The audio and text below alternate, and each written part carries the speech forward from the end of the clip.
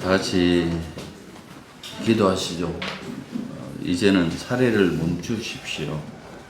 이제는 함께 더불어 살아갈 수 있도록 도와주십시오.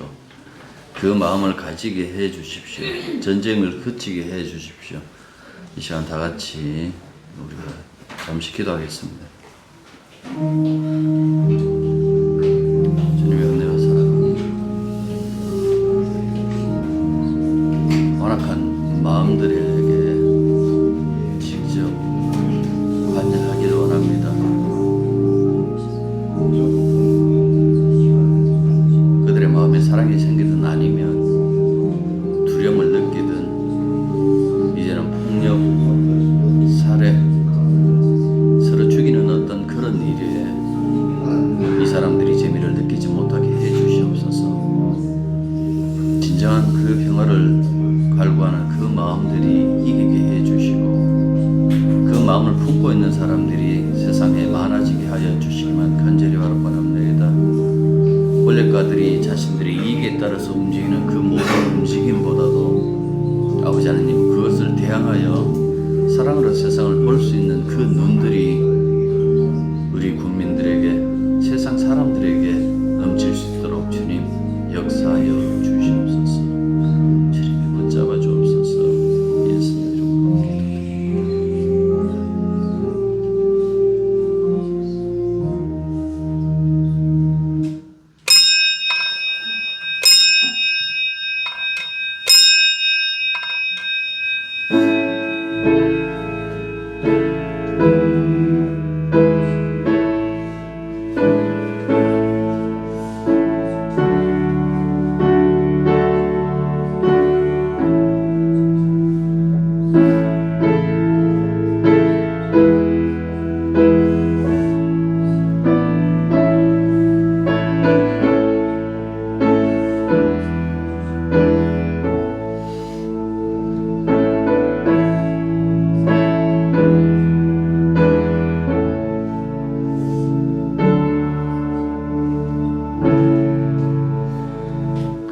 이 세상 몸살을 하면서도 때가 되면 그 순리에 맞추어서 자신의 그 색깔과 자신의 그 기온을 우리들에게 나타냅니다. 우리는 조금만 힘들면 늘 외면하거나 아니면 불평만 하는데, 이렇게 고통 가운데서도 자기 역할을 다 하는 자연 속에서 하나님의 섭리를 배울 수 있는 그 지혜를 저희들에게 주시옵소서. 오늘도 주님 앞에 모였습니다.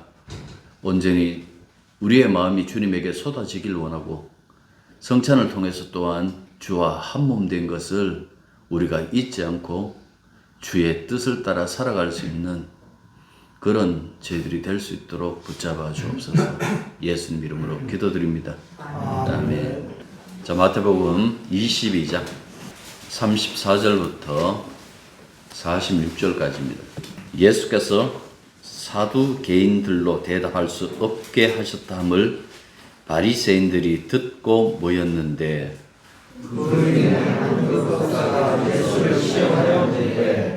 선생님, 율법 중에서 어느 계명이 크니까? 예수께서 이르시되 내 마음을 다하고 목숨을 다하고 뜻을 다하여 주 너의 하나님을 사랑하라 하시니, 이것이 크고 첫째 되는 계명이요. 둘째도 그와 같으니 내 이웃을 내 자신같이 사랑하라 하시니, 이 두 계명이 온 율법과 선지자의 강령이니라. 바리새인들이 이것을 때 예수께서 그들에게 이르시되, 너희는 그리스도에 대하여 어떻게 생각하느냐? 누구의 자손이냐? 대답하되 다윗의 자손이니이다. 이르시되 그러면 다윗이 성령에 감동되어 어찌 그리스도를 주라 하시하여 말하되, 주께서 내 주께 이르시되 내가 내 원수를 내 발 아래에 둘 때까지 내 우편에 앉아 있으라 하셨도다 하였느니라. 다윗이 그리스도를 주라 하시하였은즉 어찌 그의 자손이 되느냐 하니, 다 같이요. 한마디도 능히 대답하는 자가 없고 그날부터 감히 그에게 묻는 자도 없다. 아멘. 오늘 우리가 읽던 이 본문의 시작은 사두개인의 입을 다물게 했다는 그 소식을 들은 바리새인들이 예수님에게 때로 몰려왔다라는 그 지문으로부터 시작합니다. 그들 중에 말빨이 센 율법사가 예수님을 시험하기 위하여 이런 질문을 했습니다. 선생님이요, 율법 중에 어느 계명이 큽니까?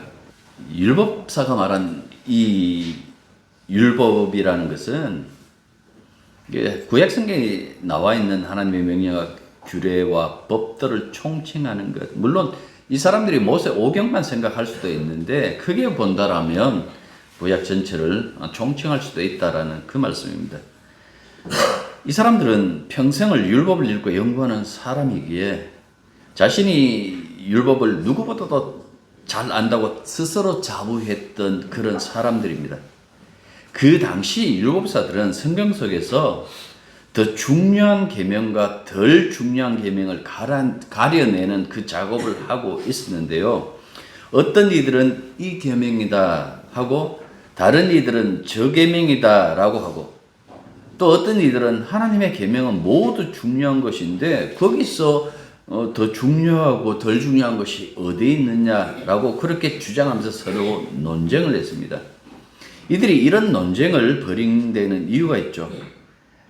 하나님 앞에서 가장 성스러운 의무가 무엇인가를 결정하여 그들이 지키기 위함이었다라는 그 말씀입니다. 그렇다고 이들이 예수님에게 당신의 생각은 어떻습니까? 하고 이렇게 고견을 듣기 위하여 이 질문을 한 것은 분명히 아니었습니다. 시험이라는 이 단어가 지시하는 것처럼 순수한 동기보다는 불순한 동기로 이 질문을 했습니다.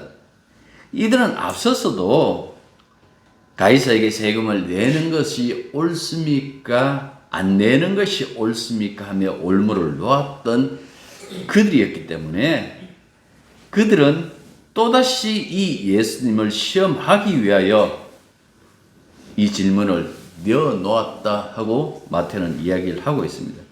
이 질문에 예수님께서 대답하셨겠죠. 여러분들 마태복음 보시면 예수님이 늘 그냥 대답하시질 않아요. 구약 성경을 가지고 와요. 구약 성경을 가지고 그 성경을 인용하여 늘 대답하시는데 오늘 역시 마찬가지입니다. 구약을 인용합니다. 뭐라고 얘기를 하는 거니까 내 마음을 다하고 목숨을 다하고 뜻을 다하여 주 너희 하나님을 사랑하라 하셨으니 이것이 크고 첫째 되는 계명이요 둘째는 그와 같으니 내 이웃을 내 몸과 같이 사랑하라 하셨으니 이 두 계명이 온 율법과 선지자의 강령임이라 라고 이렇게 말씀하고, 그러니까 첫 번째 계명은 앞서 말한 것은 신명기 6장 5절, 뒤에 말하는 것은 레위기 19장 18절 차례대로 인용하여 대답하셨다라는 그 말씀입니다. 아마 예수님의 이 대답을 들은 그들은 깜짝 놀랐을 겁니다. 왠가하니까 그 당시 율법사들이 대부분이 내린 결론이 바로 이 두 개였기 때문에 그렇다라는 그 말씀입니다. 그러나 우리가 생각 한번 해보고 넘어가야 될 것이 하나 있는데, 둘째는 그와 같다라는 이 말씀, 그와 같다라는 것은 여러분들 이거는 뭐 중요성의 선두를 따지는 것이 아니에요. 그와 같다라는 것은 버금간다 라는 그 의미예요. 그러니까 하나님을 사랑하는 자는 선택의 문제가 아니고 필연적으로 그 이웃을 사랑하게 된다는 그 의미로서 얘기한 거예요. 하나님 사랑하고 이웃 사랑하고 별개가 아니라 사랑이잖아요. 이 사랑을 이렇게 얘기하는 거예요. 불가분의 하나다. 그 하나님 사랑하는 사람은 이웃 사랑하게 되어 있고 그 이웃 속에서 하나님을 사랑하는 그 사랑을 느끼게 된다는 그런 의미로서 이 말씀을 하셨다라는 그 얘기죠. 그래서 헬라어 마태복음 보면 두 곳 다 아가파오, 우리 뭐 속된 말로 이제 신적 사랑이라 그렇게 얘기를 하는데 그 아가파오를 원형으로 삼아가지고 이 문장을 써요. 그 히브리어 본문, 그러니까 신명기하고 레위기도 찾아봤는데 거기 보면 두 곳 동일하게 아하브라는 그 히브리어를 사용했어요. 그러니까 이 두 개의 사랑 가운데서 어느 사랑이 더 무게가 나오고 어느 사랑은 좀 무게가 적게 나가고 그런 것이 없다라는 그 말씀입니다. 이게 굉장히 중요해요. 사람들이 늘 그렇게 생각해요. 아이, 그래도 하나님 사랑에 좀 더 무게감을 줘야지. 하나님을 사랑하는 거에 그 무게감 주고 그 이웃 사랑은 좀 더 무게감을 빼도 된다고 그렇게 착각하시는데 그렇지가 않다라는 그 얘기를 성경에서 늘 얘기를 해요. 요한복음 4장에 보면 요한 1서 4장에 보면 사도 요한이 그 얘기를 해요. 보이는 형제를 사랑하지 않는데 보이지도 않는 하나님을 사랑한다는 것이 그게 정당하냐고 물어요. 이건 거짓말을 하는 뜻이에요. 어떻게 보이는 형제도 사랑하지 않으면서 보이지 않는 하나님을 사랑한다? 이거는 그 사람이 거짓말하는 것이지 진짜 하나님을 사랑하는 것이 아니다라고 그렇게 얘기를 해요. 그런데도 불구하고 우리는 늘 우선순위를 두고 살아가요. 사랑을 하는데 사랑에 어떤 그 편견 없는 그 사랑 안 하잖아요. 이것만큼 힘든 건 없어요. 우선순위를 두면서 하나님 사랑해요. 그래도 이것은 우선적이에요. 언제나 저는 제 1번은 하나님이세요 라고 그렇게 얘기를 해요. 이걸 잘한다고 다 그렇게 사람들이 생각하고 있잖아요. 과연 그런가요? 선한 사마리아 비유에 보면 강도 맞는 사람, 여리고에 내려가다가 그 강도 맞는 사람 있잖아요. 앞서 레위 사람이나 제사장은 그냥 지나쳐요. 왜 그냥 지나쳤을까? 우선순위 사랑을 가지고 있어. 이 사람 불쌍하다. 이 사람 돌봐야 되는데 나는 레위인이다. 하나님 이 성전에서 나는 봉사해야 돼. 이게 더 우선적이야 하고 간 사람이야. 제사장 역시 마찬가지예요. 오늘 내 예배 집도를 해야 되는데 이 사람한테 시간을 뺏길 수는 없지. 참 안 됐지만은 우선 하나님의 사랑이 우선적이기 때문에 난 그냥 하나님 앞에 사랑을 먼저 보여야 되겠다. 그냥 지나쳤다는 그 얘기예요. 여러분, 이 부분을 왜 예수님께서 지적하셨을까요? 사랑이라는 것이 누구는 먼저 사랑하고 누구는 그 다음에 사랑한다라는 것이 과연 온전한가? 그것이 옳은가? 그런 주장이 먹혀 들어가는가? 그럴 리가 없겠죠. 이분에 대한 논란은 좀 있었지만은 테레사 수녀가 이런 얘기를 했어요. 나는 매일 인도 거리에서 예수님을 만난다. 그분이 영혼이 밝아서 그런 건가요? 아니에요. 그가 만나는 인도에서 거리에서 만나는 사람들은 문둥병자였어요. 나환자였어요. 왜 이런 말을 했을까요? 한 가지 때문이죠. 말씀이 있잖아요. 예수님께서 마태복음 25장 보면 그 얘기를 해요. 지극히 작은 자에게 한 것이 곧 나에게 한 것이다. 이 말씀에도 나타나는 것처럼 지극히 작은 자에게 한 것이 나에게 한 것이다 라는 것은 주님에 대한 그 사랑과 그 지극히 작은 자에 대한 그 사랑이 별개가 아니라는 것과 차등이 있는 것이 아니라는 그 사실을 이렇게 밝히셨다라는 그 말씀입니다. 자, 다시 본문으로 돌아갔어요. 여러분들은 바리새인들 하면 어떤 생각이 먼저 드십니까? 이 사람들은 형식만 중요시하고 실질적인 행함은 없는 자. 근데 아니에요. 여러분들 역사적으로 봐도 이 사람들만큼 행동 거지에 대해서 책임지는 사람이 없어요. 이 사람들도 형식보다 내용이 더 중요하다는 그 사실 알고 있어요. 하나님께 드리는 그 어떤 제사보다도 하나님과 이웃을 사랑하는 그것이 오히려 하나님을 기쁘시게 한다는 것을 이미 이들은 알고 있어요. 오늘 이 마태와 다르게 마가는 다른 어떤 다른 결로 얘기를 해요. 또 마음을 다하고 지혜를 다하고 힘을 다하여 하나님을 사랑하는 것과 이웃을 자기 몸같이 사랑하는 것이 모든 번제와 희생제보다 더 낫습니다. 이것도 한 율법사가 얘기했던 거예요. 여기서 주님은 마가복음에서는 칭찬하는데 마태는 의도적으로 이 사람들이 계속해서 예수님을 시험하는 그런 방향으로 지금 얘기해서 그렇지 이 사람들이 알고 있었는 거예요. 진정한 그 예배라는 것, 진정한 사랑하는 것은 제사를 드리는 것이 아니라 진짜 하나님의 말씀대로 이웃을 사랑하는 것이다 라는 그 이야기는 그 당시 랍비들도 했다라는 그 말씀입니다. 자, 이렇게 두고 보면 분명히 예수님과 바리새파 양측의 그 율법에 대한 그 관점이 이렇게 똑같이 도출되었음에도 불구하고 왜 서로를 미워할까? 물론 일방적으로 바리새파 사람들이 미워한 것이지만 예수님도 이 다음으로 넘어가면 그 얘기를 해요. 바리새인과 서기관 쪽 사람들을 회칠한 무덤이라고. 바리새파 사람들은 예수님을 뭐라 그럽니까? 하나님 아들 그럽니까? 아니요. 마귀의 종이라고 그랬어요. 하나님을 사랑하고 그와 같이 이웃도 사랑해야 합니다. 결론이 이렇게 같이 났음에도 불구하고 왜 이 둘 사이가 멀어지게 되었을까요? 이 문제는 그냥 단순한 문제가 아니에요. 무엇이 문제인가 하니까 여기서 문제가 되는 것이 결론의 문제가 아니고 성취하는 방법에 대한 그 견해가 달랐어요. 쉽게 말씀드리면 믿음 있냐? 행함 있냐라는 그 문제였어요. 먼저 바리새파들은 자기 힘으로 이 계명을 성취해 가야 된다고 보았고 예수님은 인간에게 그럴 능력이 없다고 보았어요. 그래서 하나님 아들로 이 땅에 오신 예수님 자신이 이 계명의 요구를 온전히 이루어 자기 백성들에게 말씀 성취의 혜택을 받도록 하는 것이 그분의 주장이셨습니다. 하지만 율법사들은 단호히 거부해요. 하나님이 계명을 우리들에게 요구하셨다라는 것은 우리들에게 지키라고 하신 말씀이다. 지키라고 했으면 하면 될 일이지 하지 않고 누구를 의지한다는 것이 가당키나 한가 아마 이렇게 생각했을 겁니다. 여러분들은 어떻게 생각하세요? 뭐 이것저것 떠나서 하나님 사랑하고 이웃 사랑하면 그뿐이지 않습니까? 여러분들 그 생각이 예수님 생각 아니에요. 바리새파 사람들, 율법사들의 생각이다라는 그 말씀입니다. 성경은 한결같이 그 얘기를 해요.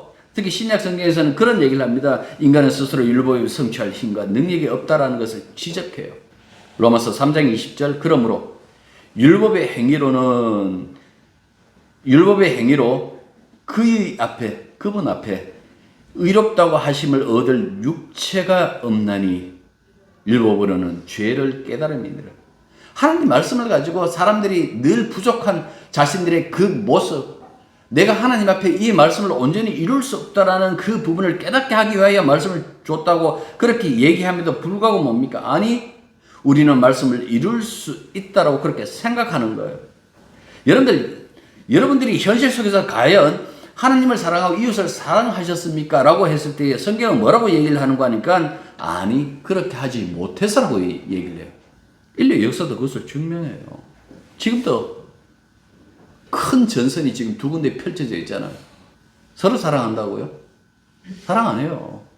그들이 그 종교인이라는 그 이름으로 싸우는 그것이 정말 치열하게 싸워요. 분명히 그 얘기를 했잖아요. 이거 보면 처음에 유대교, 이슬람, 기독교 사이가 그렇게 나쁘진 않았어요. 마호멧이 있을 때만 하더라도. 그런데 적과의 이렇게 내통을 하다가 마호멧이 이거 같이 믿을 놈들 아니다라고 그렇게 생각해갖고 그때부터 뭐 이렇게 미워하기 시작했다라는 그런 어떤 흔적도 이렇게 남아있어요. 종교를 통합하라 그 얘기 아니잖아요. 자기 순수한 어떤 그 신앙을 가지고 있다라고 얘기를 했을 때 그 순수함 속에 있는 여러분들 그 사랑을 어떻게 할까요? 주님 사랑합니다. 저도 제 이 말 못 믿겠어요. 바뀌니까 변하니까 거기 자꾸 토를 다니까 토를 달고 이유를 달고 여러 가지 어떤 그 불평하는 그 이유는 뭡니까? 결국 뭡니까? 진짜 하나님 사랑하는 것이 아니라 사랑에는 이유가 없어야 되잖아요. 이렇게 토를 달고 있다라는 것은 진짜 사랑하는 것은 하나님이 아니라 자기인 거예요. 내가 나를 사랑하기 때문에 하나님 사랑합니다라고 해놓고 왜 내 사랑을 알아주지 않느냐고 불평하기도 하고 내가 하나님 사랑하는데 이렇게밖에 내게 해줄 것이 없느냐고 그렇게 말을 하기도 하고 결국 이것이 무엇인가 하니까 하나님 사랑하는 것 아니에요. 자기 사랑하는 거예요. 이웃 사랑한다고요? 이웃을 잡아먹지요. 이웃을 살리기 위해서 자기 죽는 법 없어요. 그래서 성경이 율법을 온전히 이룰 육체가 없다라고 그렇게 얘기를 하고 있는 거예요. 교육이 잘못되어서 그럴까요? 아니에요. 한때 왜 그 말씀 많이 들었잖아요. 예? 19세기 그 낭만주의에 빠져가지고 그 다음 20세기에 그 두 번의 그 전쟁을 겪으면서 인간성, 1, 2차 대전, 아마 그때 죽은 인원이 엄청나게 많을 거예요. 수천만 명이 죽었어요. 그 전쟁으로. 교육이 잘못된 것이 아니에요. 한창 과학이 발달하고 여러 가지 학문이 발달했는데도 불구하고 인간은 인간의 그 살해하는데 그 죄의식을 느끼지 못했어요. 왜 이런 현상을 나타내 보여줄까? 본성이 틀려 먹었다는 거예요. 그래서 성경은 얘기를 해요. 정죄만 합니까? 정죄하는 것이 아니라 너희들 속에 죄밖에 없다라는 그 죄를 이길 인간은 없다라는 그 얘기를 하면서 내가 너희들이 구원받을 수 있는 그 방법을 준다. 그것을 너희들에게 약속했는데 그것을 너희들에게 사랑으로 내민다 하고 내민 것이 무엇입니까? 예수님 믿는 거잖아요.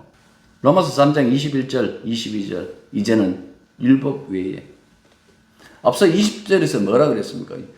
하나님 말씀을 율법을 이룰 육체가 없다고 그렇게 얘기를 해놓고 이제는 하고 얘기를 해요. 율법 외에 하나님의 한 의가 나타났으니 율법과 선지자들에게 증거를 받은 것이다. 곧 예수 그리스도를 믿음으로 말미암아 모든 믿는 자들에게 미치는 하나님의 의가 있어야 되거든요. 하나님의 의가 있어야 자녀로, 하나님의 의가 있어야 구원으로, 하나님의 의가 있어야 새 생명으로 창조함 받거든요. 그런데 이렇게 해놓고 그 다음 뒤에 보면 차별이 없느니라. 예수님이 우리들에게 믿음으로 공급하는 그 하나님의 의는 차별이 없다라고 얘기를 하고 있어요. 이게 무슨 말입니까? 예수 믿는다는 것이 우리들에게 요구되었던 율법에서 면제시켜 준다는 것이 아니라 율법은 여전히 우리들에게 요구되었는데 예수님이 우리 대신 그 모든 율법의 요구를 다 이루셨다. 그래서 우리는 행함의 의로움이 아니라 예수 믿음의 의로움을 얻어 하나님의 자녀가 되었다. 바울이 이야기하고 싶은 것은 바로 이것이다라는 그 말씀입니다. 여기서 헷갈리면 안 되는 그것이 사람들이 많은 사람들이 그렇게 얘기를 해요. 구약에는 율법을 지키면 되고 신약에서는 예수 믿으면 된다. 그 얘기를 한 적이 없어요. 여전히 율법의 요구가 유효한데 그것을 우리가 대신 하지 않고 아니 정확하게 말씀드린다면 우리가 할 능력 없기 때문에 주님이 대신 율법의 모든 요구를 이루셨다. 율법 외에 한 의하는 것은 율법을 다 이뤘기 때문에 우리가 율법 이룬과 무관하게 얻은 의라고 그렇게 생각하시면 되는 거예요. 이거는 값없이 차별함 없이 하나님이 우리들에게 은혜로 주신다라고 그렇게 얘기를 하고 있어요. 이 은혜를 확보한 사람들만 하나님의 영광에 이르게 한다는 것이 하나님의 뜻이다. 성경은 늘 그 얘기를 하고 있다고요. 그런데 많은 사람들이 이 바리새인들은 예수님이 제시한 방법을 거절하죠. 하나님은 그럴 분이 아니라는 거죠. 그들의 그 선택사상, 선민사상, 많은 사람들 가운데서 우리를 선택한 것은 충분히 할 수 있는 역량, 자질이 있기 때문에 뽑았다라는 것. 그래서 내 자신의 능력으로 하나님을 사랑하고 이웃을 사랑할 수 있는데 왜 우리가 스스로 무능함을 인정하고 예수를 믿어야 되느냐 하는 것이 이들의 불만이었다라는 그 말씀입니다. 이들은 예수님을 영접하는 쪽을 택하지 않고 스스로 의롭게 되는 그 방법을 고수하다 결국 망해요. 하나님의 사람이라고 자처하는 사람들이 하나님의 뜻을 따르지 않고 신앙생활을 할 때 얼마나 흉물스러운 그 존재로 전략하고 마는지 이들이 보여줘요. 이런 일은 지금도 역시 마찬가지예요. 우리는 유대인들을 바라보며 이슬람 교도들을 바라보며 혹은 아주 보수적인 그 기독교인들을 바라보며 그들이 얼마나 흉물스러운 존재로 전락하고 말았는지 그 부분을 볼 수 있다는 그 말씀입니다. 이 모습 속에서 도대체 신앙이 무엇인가라는 그 부분을 보셔야 되는 거예요. 이번에는 예수님께서 역질문하셨습니다. 그리스도가 누구의 자손인가? 이 질문에 그들은 당연히 알고 있다는 듯이 우리가 누군데? 우리가 율법사가 아닌가?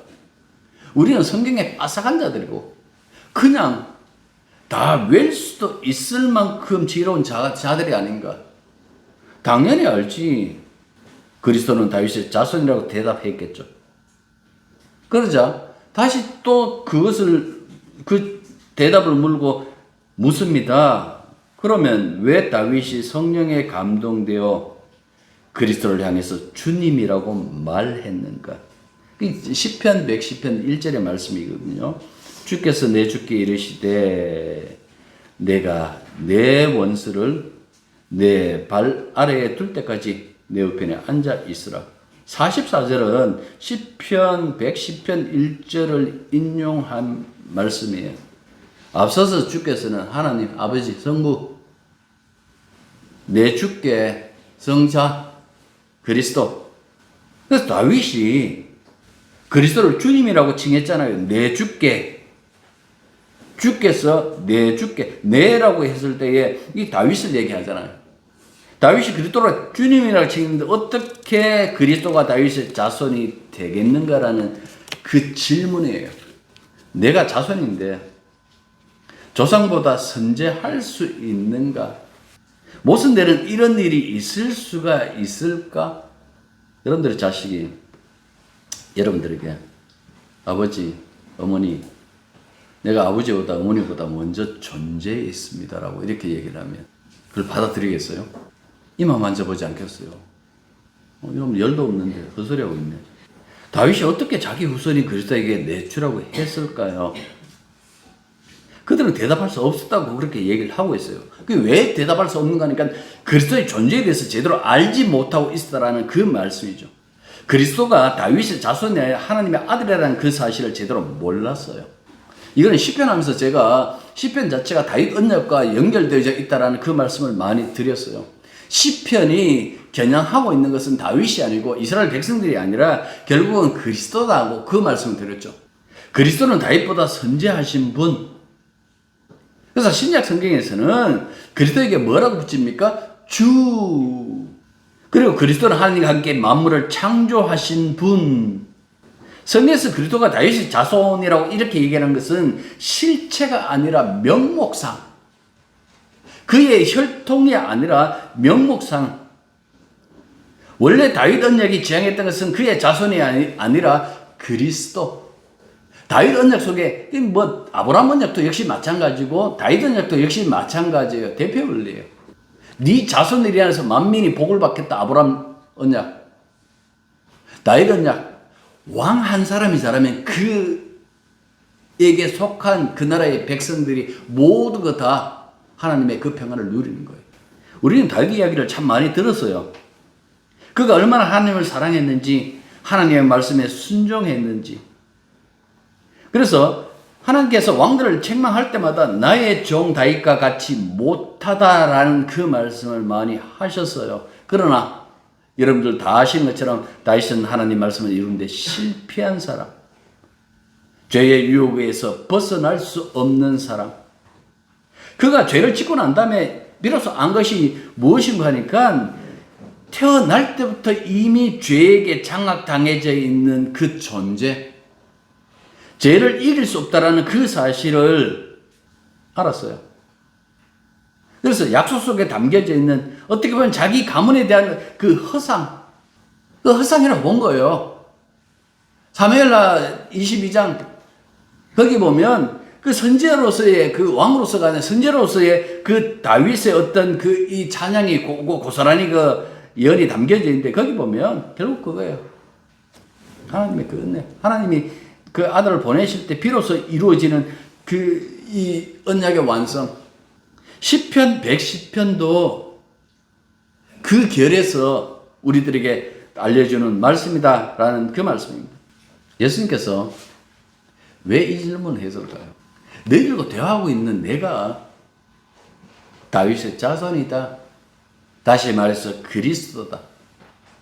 내가 하나님의 아들이다. 라는 것을 간접적으로 나타내기 위해서 그렇게 말씀하셨는 거예요. 다윗이 성령 안에서 배웠던 시편 110편 1절에 보면 있잖아요. 성령 안에서 배웠던 그 주님이시다. 주님이 오신 것은 하나님의 말씀을 이루기 위함이다. 우리가 이룰 수가 있다면 하나님의 아들이 세상에 오실 필요 없잖아요.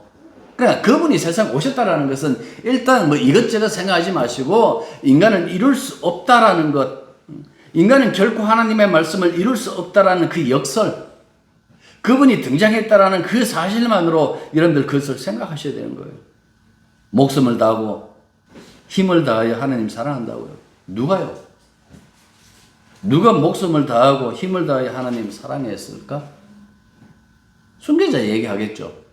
그와 같이 이웃을 내 몸과 같이 사랑하시는 분 있을까요? 요 두 가지 이야기를 주님께서 말씀만 하신 것이 아니라 이 복음서를 통해서 고스란히 보여줘요. 어떻게 하나님을 사랑하셨는지 그 말씀에 순종하여 죽기까지 순종했다고 그렇게 얘기를 하잖아요. 이게 사랑이에요. 그가 얼마만큼 하나님을 사랑하셨는지 그걸 얘기를 해요. 그리고 이웃을 내 몸과 같이 사랑한다? 예. 우리가 요한복음 얼마 전에 그 잠시 언급했는 것 있지 않습니까? 15장에 보면 형제를 위하여 자기 목숨을 내어주는 것보다 더 큰 사랑이 없다 그랬어요. 그러면 뭐라고 하면 예수님이 내가 이제 너희를 친구라고 하겠다. 왜 그 말씀하셨을까? 내가 너희를 위하여 목숨을 바친다라는 그 말씀이에요. 이분만큼 사랑하는 분이 있었을까? 없어요. 그래서 성경에 뭐라고 해요? 예수님 율법의 완성이다. 그리스도는 모든 믿는 자에게 의를 이루기 위하여 율법의 마침이 되시느니라. 이웃 사랑하고 싶은데요. 사랑하지 말라는 게 아니잖아요. 뭐라고 얘기를 합니까? 예수님 없이는 하나님을, 예수님 없이는 이웃을 사랑할 수 없다. 그 얘기를 하는 거예요. 다시 말해서 은혜 받지 않으면 말씀대로 사랑할 수 없다라는 그 얘기죠. 나도 여건만 되면 얼마든지 하나님과 이웃을 사랑할 수 있는데 억울해하지 마십시오. 그렇게 사랑할 수 있도록 은혜 속에 늘 하게 하실 것이다 라는 그 말씀입니다. 그런데 그냥 안 이루어질 거예요. 사람들은 최근에 그런 얘기를 해요. 우리가 믿음에 대해서 많이 오해하고 있는데 하나님 말씀에 순종하고 그 말씀을 따라야 된다는 쪽으로 얘기를 해요. 틀렸다는 말이 아니라 그게 은혜로 역사한다는 이야기예요. 의무감사하는 것이 아니라 하나님의 능력으로 하나님의 은혜로 늘 그 얘기를 했잖아요. 말씀 그 자체가 역동성이 있기 때문에 사람들이 우리에게 믿음을 주셨을 때 그 믿음이 그냥 앉아갖고 나 예수 믿어요. 세상에 움직이지 않는, 환자 아니고 움직이지 않는 인생이 있던가요? 자기 집안에 들어앉아 있는, 집안 밖에 나오지 않는 그 인간도 움직여요. 화장실은 가야 되겠고 배고프면 먹어야 돼요. 세상에 움직이지 않는 인간은 없어요. 모든 자들이 움직이는데 그 동력이 어디로부터 출발하는가라는 그 문제에 대해서 얘기하는 거예요. 종교개혁자들이 그 얘기를 해요. 은혜다. 주님이 얘기하는 거예요. 은혜다. 바울이 얘기하는 거예요. 은혜다.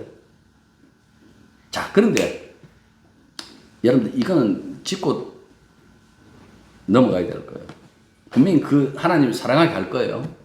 이웃 사랑하게 할 거예요. 그런데 그 속에서 우리의 본전 다 드러날 거예요.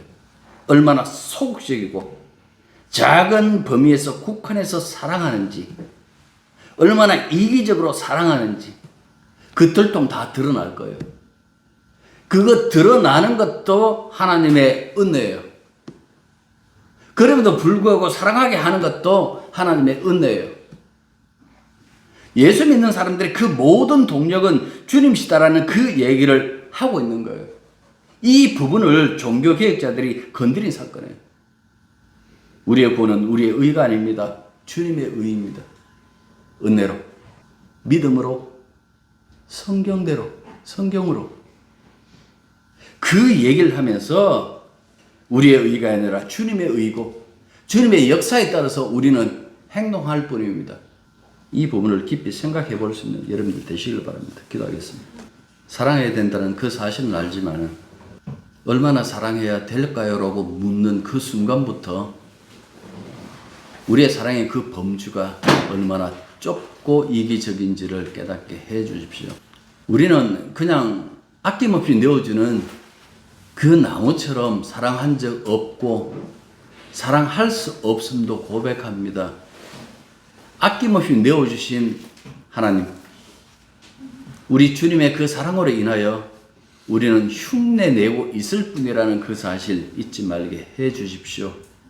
누구를 사랑하면 그 사랑으로 인하여 뿌듯해하지 말게 하셨고 주님은 비교할 수 없을 만큼 우리를 사랑하셨군요 라고 하며 오히려 예수님 한 번 생각 좀 더 하는 그런 우리들의 삶의 모습들이 될 수 있도록 늘 붙들어 주시옵소서. 예수님의 이름으로 기도드립니다. 아멘.